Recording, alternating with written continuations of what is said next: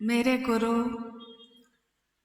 महेश्वर शिव को मेरा प्रणाम है। इस कालखंड के प्रथम शिव के शिष्य, हम सबों के वर्ण गुरु भ्राता साहब श्री हरिदानंद जी के चरणों में मेरा प्रणाम है। माँ शक्ति स्वरूपा दीदी नीलम आनंद जी के चरणों में मेरा प्रणाम है। और नवादा जिले के विभिन्न क्षेत्रों से आए हुए आप सभी गुरु भाई गुरु बहन जो यहाँ आज उपस्थित हैं, आप सभी के चरणों में मेरा प्रणाम है। आप मेरा प्रणाम स्वीकार करें। आज का ये दिन यानी 15 जनवरी 2024 हमारा सौभाग्य है कि अपने गुरु शिव के कार्य के वास्ते, कार्य के निमित्त आज यहाँ हम सब मिल रहे हैं एक दूसरे से। इससे बड़ा एक शिव के शिष्य के जीवन का न तो सौभाग्य हो सकता है, न उपहार हो सकता है। आज का ये दिन भारत देश में मकर संक्रांति के रूप में मनाया जाता है। ये आप जानते हैं। सामान्य बोलचाल की भाषा में हम कहते हैं दही चूरा का दिवस है ये, पतंग उड़ाने का दिवस है ये। यानी भारत में इस आज के दिन को कहीं पोंगल, कहीं लोहरी, अलग अलग नामों से पुकारा जाता है। लेकिन सारे जो दिवस है आज, उसके पीछे अर्थ एक ही है कि सूर्य जो है एक राशि से दूसरी राशि में जा रहा है, और जिस राशि में आज वो जा रहा है उसके बाद जो आज दिवस मनाया जा रहा है उसके बारे में मैं कह रही हूँ कि उत्तरायण हो रहा है। यानी सकारात्मक ऊर्जा की तरफ तीव्र गति से अब चल रहा है। और जब सकारात्मक काल शुरू होता है तो एक मानव का जीवन और धरती की प्रत्येक रचना प्रभावित होती है। अब है कि ये तो हो गया आज के दिवस का। अभी मेरा एक सौभाग्य ही है, बहुत बड़ा है, कि आप सभी गुरु भाई गुरु बहनों ने जन्म दिवस की शुभकामना दी।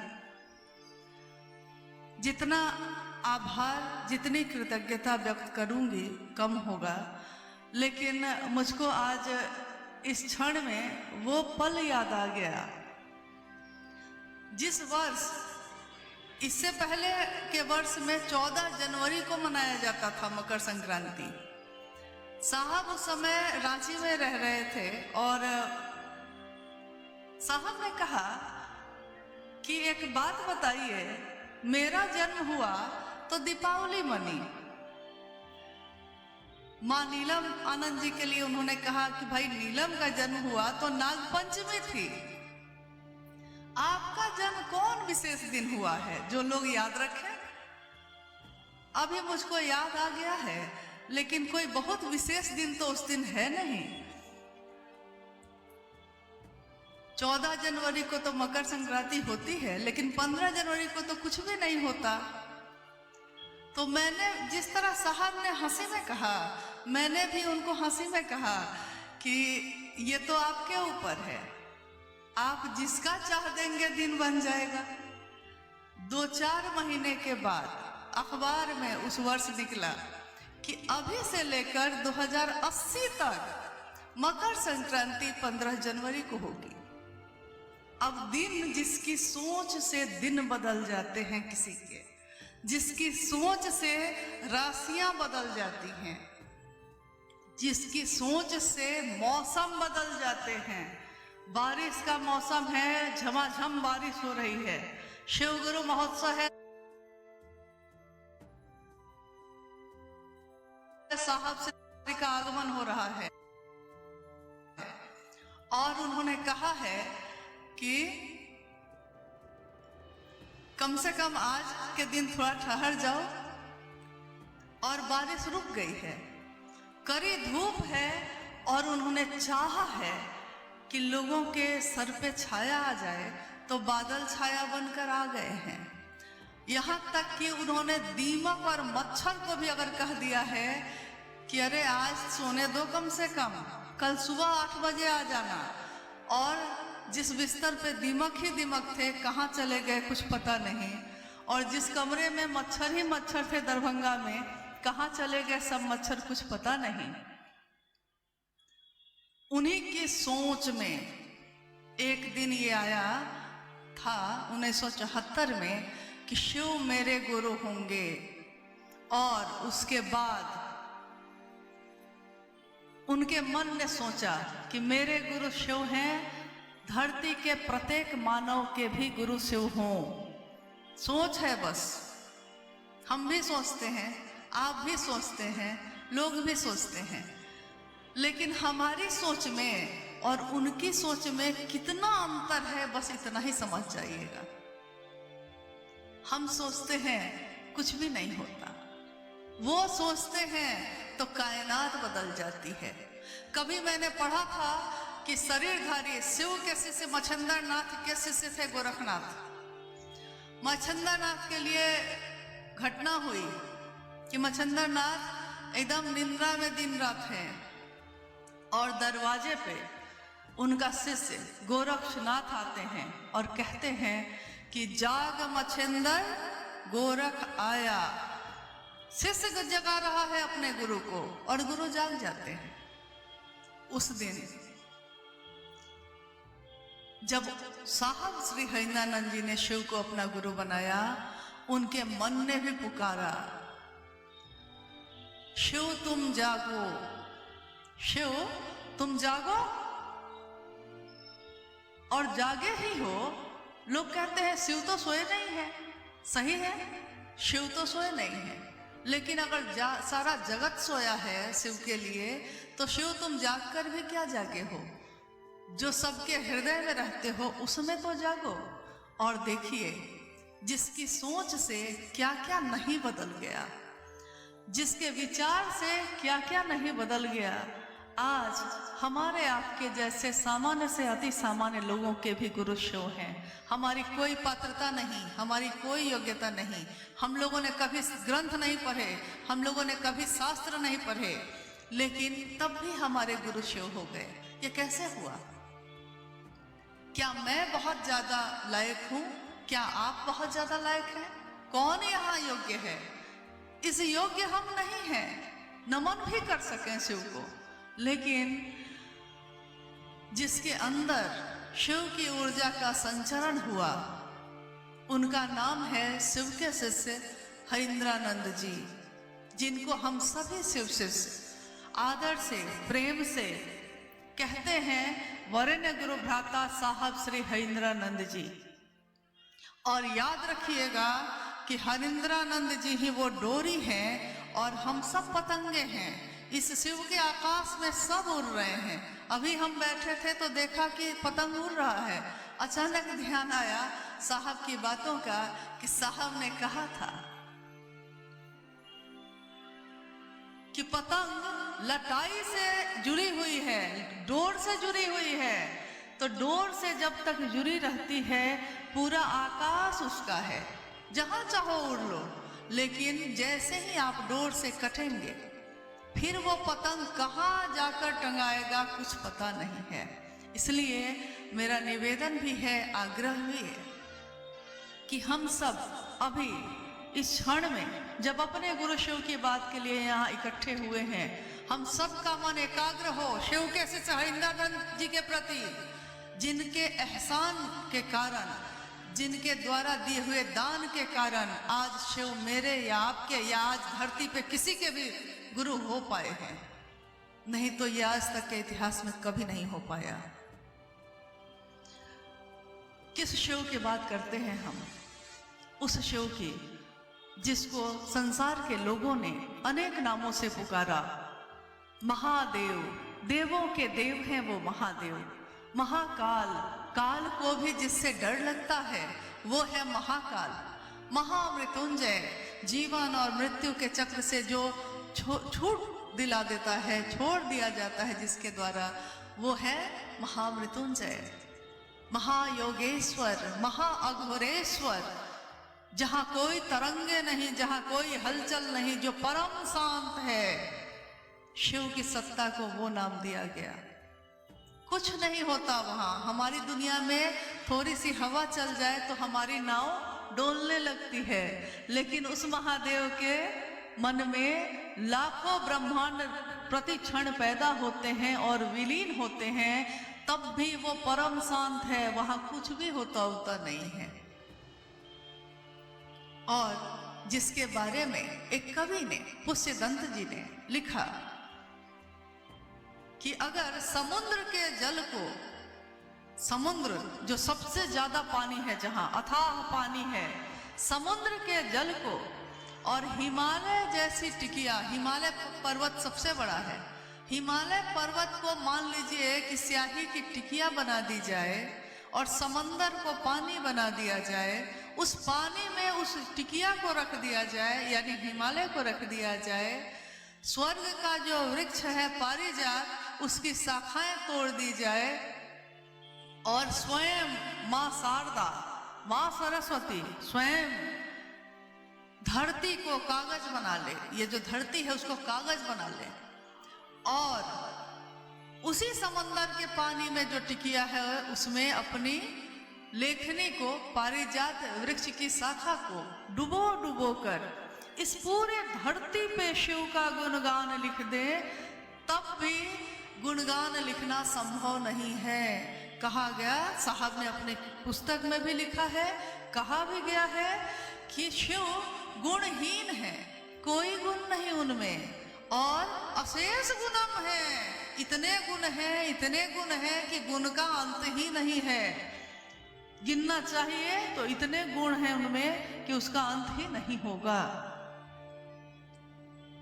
इसलिए मैंने ये बातें कही आज कि पहले हम लोग ये तो समझ लें कि मेरे गुरु, जो हम कहते हैं कि मेरे गुरु शिव हैं, तुम्हारे भी हो सकते हैं, ये शिव कौन है और हमारी औकात क्या है। करोड़ों वर्षों पहले इस धरती की रचना हुई। आदमी का जो अस्तित्व है वो कितने लाखों वर्षों के बाद धरती पे जन्म लिया है। इस ब्रह्मांड में मेरी आपकी कोई औकात नहीं, एक क्षण पे हमारा नियंत्रण नहीं है, हमारे ही मन पे, हमारे ही दिल पे कोई नियंत्रण नहीं है। मेरा दिल अगली बार आज जिसको प्रेम करता है, अगले ही पल उससे घृणा करता है, जिससे आज घृणा करता है अगले पल उससे प्रेम कर बैठता है। दिल तो मेरा ही है, लेकिन मेरा नियंत्रण अपने दिल पे भी नहीं है। मेरा ही दिमाग है, अगले क्षण में क्या सोचेगा आपको नहीं पता। अभी मैं पूछूं कि 1 मिनट के बाद आप क्या सोचने वाले हैं, आपको नहीं पता है, क्योंकि ये सारा नियंत्रण वहीं से चलता है जहां से हमने आपने जन्म लिया है। और उस परम सत्ता को, उस अक्षय स्रोत को नाम दिया धरती के लोगों ने शिव। सोच लीजिए, कल्पना भी जिसके बारे में हम नहीं कर सकते। अभी भाई शोभिंदर जी ने उस समय जब माल्यार्पण कर रहे थे हम लोग, उन्होंने कहा कि स्वागत है युग पुरुष तुम्हारा, तुमने जमीन पे गुरु शिव को उतारा। आप कल्पना करिए कि जिस शिव में इतनी ऊर्जा है, इतनी ऊर्जा है कि करोड़ों बिजलियां जिसका आहार है, चारों दिशाएं जिसका वस्त्र है, और जिसकी मात्र इच्छा में इतना बल है कि शिवेच्छा बलि ऐसी कहा गया, उस शिव को, उस अक्षय स्रोत को एक सामान्य दिखने वाला आदमी जो शरीर में हो इस धरती पे उतार कैसे सकता है? ये हुआ कैसे? ये तब तक नहीं हो सकता है जब तक स्वयं शिव ने ये इच्छा ना की हो। स्वयं शिव ने इच्छा करके अपनी ऊर्जा का संचरण उस मानव तन में नहीं किया हो, तब तक ये ऊर्जा धरती पे उतर ही नहीं सकती है। तो हम सिर्फ कल्पना करते हैं जब कि कि शिव कैसे हैं या शिव ने जिनमें ऊर्जा उतारी है वो स्वयं साहब हरिंद्रानंद जी कैसे हैं, क्या ऊर्जा है उनकी, तो हमारा मन कांप जाता है, भय लगता है उनका नाम लेने में भी, उनकी बात करने में भी। लेकिन उन्होंने अपने आप को इतना नीचे किया, इतना सरल और सहज किया, ताकि संसार में रहने वाले प्रत्येक मानव जीवन में वो शिव की शिष्यता को उतार सके। कितना सरल किया। एक डिप्टी कलेक्टर गाड़ियों से नीचे उतर गया और उसने बस क्या पहना है, लुंगी और गंजी और उस पे एक शर्ट, और वो भी शर्ट रोज नहीं धुलता है, खूंटी पे टांग दी जाती है। 3 दिन तक साहब वही शर्ट पहन रहे हैं। कहते हैं कि जो आता है, साहब हमेशा इस बात से चिढ़ते रहे। उन्होंने कहा कि ज्यादा अपना आव भाव में मत आइए, क्योंकि अगर आपके आव भाव के कारण कोई व्यक्ति आपके पास बैठकर शिव की बात नहीं सुन सका, तो फिर आपका ये दिखावा धरा का धरा रह जाएगा। इसलिए हमेशा शिव के शिष्य को इतना सरल होना चाहिए, इतना सहज होना चाहिए, ताकि हर व्यक्ति आपसे बात कर सके, हर व्यक्ति आपकी बात को सुनकर शिव की तरफ चल सके।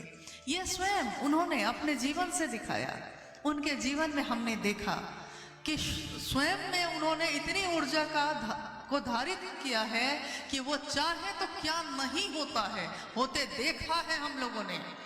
कितने लोग इसके चश्मदीद गवाह हैं कि जो उन्होंने चाहा है वो हुआ है, जो उन्होंने बदलना चाहा वो बदला है।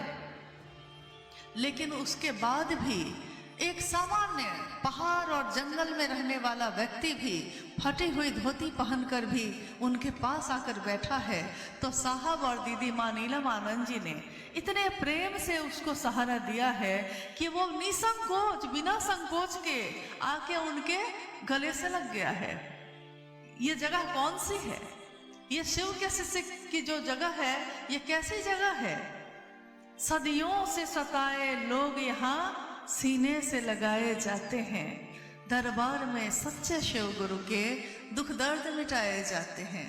ये दुनिया दुख देती है, दर्द देती है, सताती है, और शिव के शिष्यता उन सारे दर्द और दुख और सताए जाने के दर्द पे मरहम लगाती है। तो हम सबको बहुत सजग ढंग से, बहुत ही गंभीरता से शिव की शिष्यता की बात करने की भी जरूरत है और समझने की भी जरूरत है।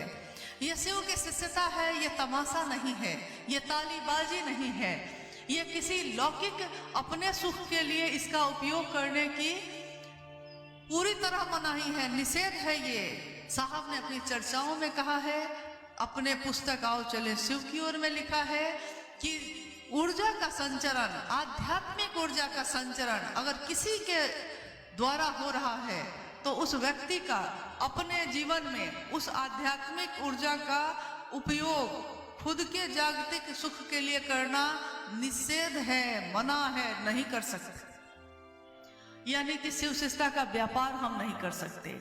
मैं खुद अगुआ बन जाऊं, मैं खुद श्रेष्ठ बन जाऊं, मैं ही सब कुछ हूं, मैं यहाँ का मालिक हूं, यानी आप ये भी नहीं कर सकते। और जिस दिन हमारे, आपके या किसी के मन में ऐसी भावना जैसे ही जगती है, वैसे ही समझ लीजिए कि अब डोर पतंग से कटने वाली है। पतंग को सजग हो जाना चाहिए कि ये डोर न कट जाए। तो आइए हम बात करते हैं आज वारसलीगंज में जो आज शिवगुरु महोत्सव हो रहा है। इस महोत्सव का उद्देश्य न तो भीड़ जमा करना है और ना तो कोई दूसरी बात यहाँ से करनी है, क्योंकि ये गुरु का मंच है। साहब की वाणी को याद करिए, गुरु का मंच जो है उसका उपयोग सिर्फ गुरु की बात के लिए किया जाता है, और वो बात ये होनी चाहिए ताकि जो बोल रहा है उसका मन, जो सुनता है उसका मन, दोनों का मन शिव भाव से डूब जाए। शिव की चर्चा का उद्देश्य भी यही होता है, शिव शिष्यों का अलौकिक उद्देश्य भी यही होता है। और आज का ये जो मौसम है, सुबह से तो काफी ठंड थी और अभी देखिए धूप निकल आई है। ये किसके इच्छा का प्रतिफल है? मन जाने या ना जाने आभास तो हो ही जाता है, क्योंकि यहाँ कार्यक्रम हो ये भी इच्छा शिव के शिष्य हरिंद्रानंद साहब की थी। ये मेरी इच्छा नहीं, ये आपकी इच्छा नहीं, या यहाँ के जो आयोजक हैं उनकी इच्छा नहीं। उन्होंने स्वयं कहा था कि वारसलीगंज में कार्यक्रम होना चाहिए, तो हो रहा है। उन्होंने जो जो कहा है, चाहे वो 4 साल बाद हो, लेकिन वो बात होती जरूर है, घटित जरूर होती है। जो चीज आज असंभव लगती है, जो कि ये कार्यक्रम तो असंभव नहीं है, ये तो होते ही रहते हैं। लेकिन पहला जब कार्यक्रम साहब ने किया था तो 13 लोग थे उस कार्यक्रम में। उन 13 लोगों में भी 2 तो साहब दीदी स्वयं थे, 3 उनके बच्चे थे, तो 5 तो यही हो गए। इसके अलावा जो कुछ गुरु भाई थे उस समय के, प्रारंभिक समय के, बस उन 13 लोगों के साथ साहब ने गढ़बरवारी के उस शमशान में नितांत अकेले सन्नाटे में कहा कि आज जो 13 लोग हैं, आने वाले समय में 13 करोड़ होंगे। किसी ने उनकी बात का विश्वास नहीं किया। उन्होंने कहा कि यहाँ तो 13 आदमी भी बड़ा मुश्किल से बैठ पाए हैं, और साहब कह रहे हैं कि 13 करोड़ होंगे, ये कैसे होगा? किसी के विचार में, किसी के कल्पना में ये सारी चीजें उसी समय बन चुकी थी। जैसे शिव की इच्छा में ही सृष्टि होती है, वैसे ही शिव के शिष्य की इच्छा में ही, सोच में ही ये सारे आज जो हम घटित हो रहा है, कल जो घटित होगा, आने वाले हजारों वर्षों के बाद भी शिव शिष्यता में जो घटित होगा, शिव के शिष्य हरिंद्रानंद साहब जानते हैं। हम जाने या ना जाने, आप जाने या ना जाने। और घटनाएं तो असंख्य हैं। आप में से बहुत लोगों ने सशरीर उनका दर्शन किया, उनकी बातों को सुना। इस मानव तन का, इस जन्म का ये सबसे परम सौभाग्य है कि हमारी आंखों ने उनका दर्शन किया, हमारे कानों ने उनकी वाणी को खुद सुना, किसी मशीन के सहारे नहीं सुना, अपने ही कानों से सुना। ये हमारा सौभाग्य है, और इस सौभाग्य को हम अपने आंचल में समेट सकें, संभाल सकें, कोशिश इसकी होनी चाहिए। आइए हम लोग बात करते हैं, अगर कुछ जिज्ञासाएं आई हैं तो उस पे। और जिज्ञासाएं हमेशा मन में पैदा होती हैं, अपने आप होती हैं, बनाई नहीं जा सकती, क्योंकि ये दिल का मामला होता है, दिमाग का नहीं। जहाँ दिल का मामला हो वहाँ दिमाग काम नहीं करता, जहाँ दिमाग का मामला हो वहाँ दिल काम नहीं करता। भूख लगी है किसी को तो सामने की थाली जो है देने से पहले अगर सोचने लगे हैं कि उसको दे दिया तो मैं क्या खाऊंगा, तब तो दिमाग काम कर रहा है, नहीं दे पाएगा। लेकिन जैसे ही किसी को देखा है भूखा है, थाली सामने है, अचानक उठाया है, थाली दे दी है, तो दिल काम कर रहा है, अब दिमाग काम नहीं कर रहा है। तो शिव की शिष्यता दिल का रास्ता है, यहाँ दिमाग का कोई काम नहीं। आइए हम लोग कुछ जिज्ञासाओं पे बात करने की कोशिश करते हैं।